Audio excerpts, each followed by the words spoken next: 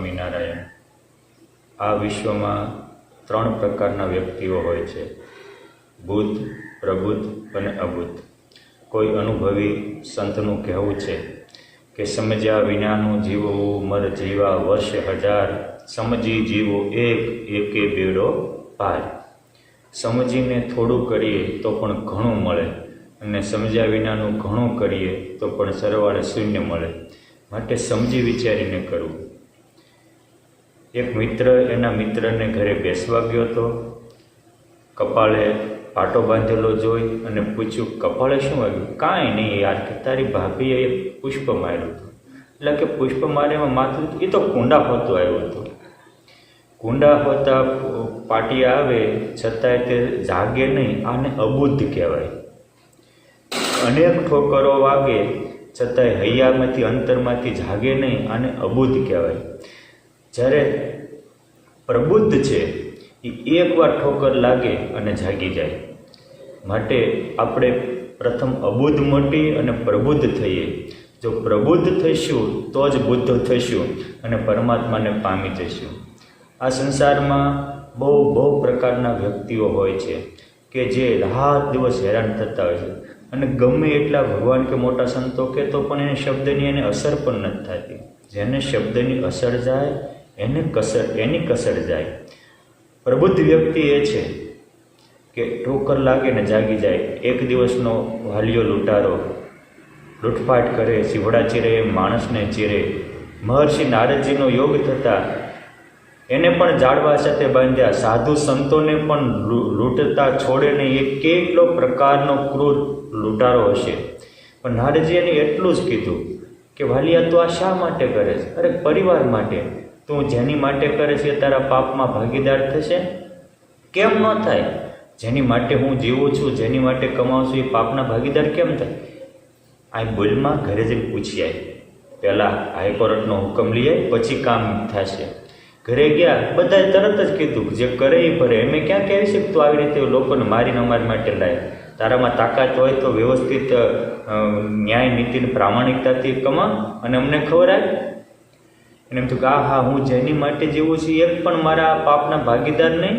તરત જ દોટ મૂકી નારદજીને શરણે આવીને કહે છે કે પ્રભુ ઉગારો, એ તો કોઈ ભાગીદાર નથી। તો કે ઉગારવું હોય તો આરાધના કરવા માંડી। શેની આરાધના? રામ નામની। જો ઠોકર લાગી અને જાગી ગયા એ પ્રબુદ્ધ કહેવાય। એકવાર ઠોકર લાગે અને જાગી જાય એ પ્રબુદ્ધ।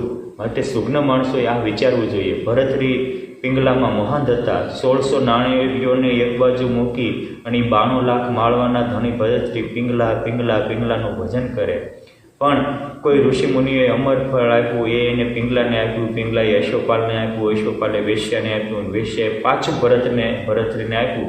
અને એક ઠકોર લાગી, હું જેની માટે એટલો પાગલ છું, જેને અમર બનાવવા માંગુ છું, એ તો કોઈ હાવ નિમ્ન કક્ષામાં, હાવ સામાન્ય વ્યક્તિમાં મહાંત છે। માટે ધિક્કાર મને, ધિક્કાર પિંગલાને, ધિક્કાર વેશ્યાને, ધિક્કાર યશોપાલને અને ધિક્કાર આ સંસારને। એક જ વાર ઠોકર લાગી અને જાગી ગયા અને ભગવાનમાં લાગી ગયા તો એ નવનાથમાં આવેલા એક નાથ ગણાણા। આ પ્રબુદ્ધ પુરુષો છે કે જીવનમાં ઠોકર તો લાગે ને જાગી જાય। ખોરાસાના રાજાભાઈ હતા, પરમહંસો માટે જીવતા હતા, ભગવાનને સંતોની આ રીતે જેનો સંસાર હતો। ઘરે સાધુ આવ્યા, એમના ધર્મપત્નીએ સંતોને જમાડવા ન આપ્યું, બહુ વાત પ્રસિદ્ધ છે। પણ એને એમ થયું હું જેની માટે આ કમાઉં છું એને જ નહીં, નકરું સંસાર માટે જીવતર હરામ કરી નાખવાનું। તરત જ જાગી ગયા અને સંસારનો ત્યાગ કરી અને પુરુષોત્તમને શરણે આવી ગયા અને પુરુષોત્તમ નારાયણને પામી પણ ગયા। આ પ્રબુદ્ધ પુરુષ છે। ઠોકર લાગે અને જાગી જાય। પર્વત બાપાને વાડીએ લાકડા કાપવા જતા હતા, કુહાડો છટક્યો, જોડાને વાગી ગયો અને એને પગ બચી ગયો। તરત વિચાર આવ્યો કે જો પગ કપાણો હોત તો 2 મહિનાનો ખાટલો થાત, સગા સંબંધીઓ આવે તો કેટલે એને આપવા વાસા ચા પાણીના નામે, દૂધ પાણીના નામે જમાડવા પડે। એની કરતાં પ્રભુએ બચાવ્યો છે તો 2 મહિના પ્રભુની સેવામાં સમર્પણ। ઘરે આવીને રાધાબાને વાત કરી કે મારે તો ગઢપુર જવું છે। શા માટે? અરે પ્રભુનો પત્ર આવ્યો। કોણ લાવ્યું? કુહાડો લાવ્યો। આપણા જીવનમાં પણ કેટલી વાર આપણે અકસ્માતમાંથી બચી ગયા છીએ, કેટલી વાર પડ્યા છે, ભગવાને વાળ વાંકો નહીં થવા દીધો, બચાવી લીધા છે, પણ તરત જ કે હાશ બચી ગયો એમ કહીને પાછા જે કરતા એને દોડી જ જાવી જેમ કીડીયું દરમાં ગરી જાય એમ આપણે ગરી જાય સંસારમાં, આપણને જાગતા નથી. કેમ કે આપણે અબુદ્ધ છીએ. પ્રબુદ્ધ હોય અને પ્રસંગ બને ને વિચારે ચડે કે આ ન કરાય, આ કરાય. માટે આપણે અબુદ્ધમાંથી પ્રબુદ્ધ બનીએ તો આપણે પણ પર્વત બાપા જેવા બની શકીએ, આપણે પણ મહર્ષિ વાલ્મીકી જેવા બની શકીએ, આપણે પણ રાજા ભરતરી જેવા બની શકીએ. અને સૌથી મહત્વની વાત છે બુદ્ધ પુરુષની, કે નહીં શાનમાં સમજી જાય.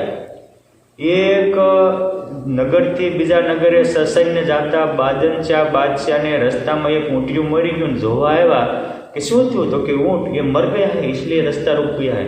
એમાં બધું જ છે, મોઢું છે, પગ છે, પૂંછડી છે, પેટ છે, ડોક છે, બધું છે. મરી ઊંટ્યું તો કે એમાં જે સત્વ છે, જે પ્રાણ છે એ ચાલ્યો ગયો. તો કે આવું થાય? તો કે હા બાદશાહ ઉઠ્યાને નહીં, આપણે પણ એક દિવસ આમ જ થવાનું.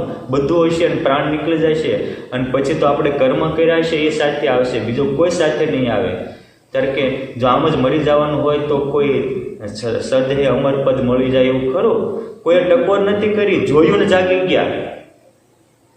કાંઈક લાગે ને જાગે એ વસ્તુ જુદી છે, અને જોવે ને જાગી જાય આ બુદ્ધ પુરુષ છે. ખાલી જોયું અને આટલી જાહો જલાલી મૂકીને હાલી નીકળ્યા, એ મહાફકીર બની ગયા અને ઈશ્વરની આરાધના કરી અને પ્રભુને પામી ગયા. એટલે નિષ્કળાનંદ સ્વામી લખ્યું, ઉઠી ન શક્યું ઉઠ્યું, બહુ બોલાયું બાજંજ જી, તેને દેખી ત્રાજ ઉપજો, લીધી ફકીરી છોડ્યા ફંદ. બુદ્ધ પુરુષ છે, જોવે ને જાગી જાય.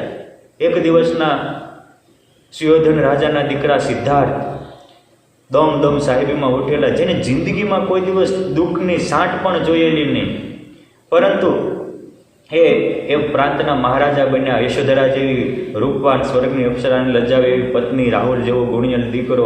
પણ એકવાર નગર ચર્ચા કરવા નીકળ્યા, 4 ઘોડાના રથમાં બેસીને જોતા રસ્તામાં એક બીમાર વ્યક્તિને નજરે ચડ્યો, એક વૃદ્ધ વ્યક્તિને નજરે ચડ્યો અને એક છેલ્લે નનામી નજરે ચડી. પૂછ્યું સારથીને કા શું? તો કે બીમાર છે, આ વૃદ્ધ છે, આ મરી ગયો.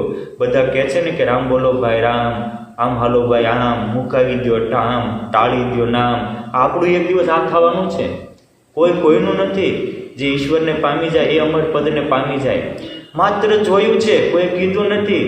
જો આપણે આ જ દિશા થવાની હોય, આપણે તો કેટલી વાર મોતના મુખમાંથી બચી ગયેલા છે, એટલી માંદવી ભોગવી છે. આપણે કેટલાય મળદાને શમશાનમાં જઈને સળગાઈ આવીએ છીએ. આ પણ આપણે આંખે અનુભવ્યું છે, છતાંય જાગતા નથી, અબુદ્ધ છીએ. આ બુદ્ધ પુરુષ હતા, એ જ સેકન્ડે ભાગી ગયા. સારથીને કે રથ સીધો જ તું કે જંગલમાં લઈ જા. જંગલમાં દૂર ગયા, પોતાનો રાજઠાટ પોશાક ઉતાર્યો, ઘરેણા ઉતાર્યા, બધું જ ઉતાર્યું, માથાનો મુંગટ ઉતાર્યો. અને સારથીને કહે છે પાછો ભાઈ તું વિયો જા, હવે હું જાઉં છું. ક્યાં? તો કે એકવાર જન્મા પછી ફરીને મરણ ન થાય એવું મારે પામી જવું છે, અમરવનને વળી જવું. અરે પણ આ બધી રાસ સુખ સાહેબી એનું પ્રભુ શું કરશો? સિદ્ધાર્થ કહે છે કે સારથી સાંભળ, જે મેલ હળગતો હોય એમાંથી બહાર નીકળી જાય એ સુગ્ન કહેવાય. આ સંસાર રૂપી આખો મહેલ હળગી રહ્યો છે, આજ હું એમાંથી બહાર નીકળી જાઉં છું. માટે તું મારી ચિંતા કરતો નહીં, મારી ચિંતા તો રાખ્યા જેને રાખણ હારને રહ્યું તેનું સર્વે રહ્યું, ભૂલો સ્મૃતિ ભગવાનની જ્ઞાન ગયું તેનું સર્વે ગયું. મને તો રાખણ હાર રાખી લેશે. આમ જોવે અને જાગી જાય એ સિદ્ધાર્થ ભગવાન બુદ્ધ ગૌતમ થાય અને અનેકના સુપંથના પ્રકાશક બની જાય. માટે આપણે આવાથી આપણા પરમહંસો, નંદસંતો, ગોપાળાનંદ સ્વામી, મુક્તાનંદ સ્વામી, નિત્યાનંદ સ્વામી, આ બધા બુદ્ધ પુરુષો હતા. એને કોઈએ કહ્યું નથી.